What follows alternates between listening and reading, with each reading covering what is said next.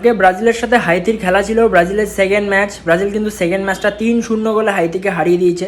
ব্রাজিলের ম্যাথুয়েস কুনা 2 গোল করেছে। কালকে যে ফার্স্ট 11-এ ছিল, আগের দিন চান্স পায়নি, বাট কালকে ফার্স্ট 11 থেকে ম্যাথুয়েস কুনা ছিল, সে কিন্তু 2 গোল করেছে। আর ভিনিসিয়াস জুনিয়র, সে কিন্তু 1খানা গোল করেছে। আর ভিনিসিয়াস জুনিয়র কিন্তু কালকে খুব ভালো খেলেছে, অ্যাসিস্টও করেছে, গোলও করেছে।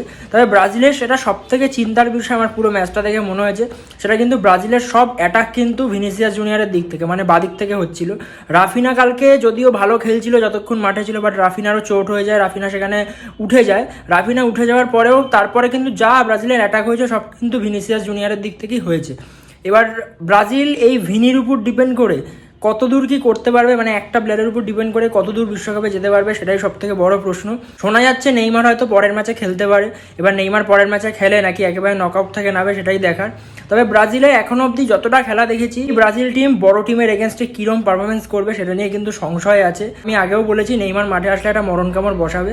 এবার নেইমার মাঠে এসে কীরকম পারফরমেন্স করে, ভিনির সাথে কতটা তার পেয়ারিং হয়, সেটাই দেখার। ব্রাজিল হয়তো 2 ম্যাচে 4 পয়েন্ট পেয়েছে, কালকে হাইতিকে হারিয়েছে, বাট এখনও আমি বলবো ব্রাজিল কিন্তু ওয়ার্ল্ড কাপ জেতার মতন অবস্থায় এই মুহূর্তে দাঁড়িয়েও নেই। এবার ব্রাজিল আগামী ম্যাচগুলো কীরকম খেলে বা বড় টিমের সামনে গেলে ব্রাজিল কীরকম পারফরমেন্স করে, সেটাই এখন দেখার। বাট আমি সত্যিই চাই ব্রাজিলের ভাই নেইমার ফিরুক। নেইমার ফিরলে মানে নেইমার, ভিনিসিয়াস জুনিয়র এবং রাফিনা, এই 3জন যদি অ্যাটাকে থাকে, তাহলে কিন্তু আমরা একটা ভালো কিছু দেখতে পারবো। দেখা যাক কী হয়।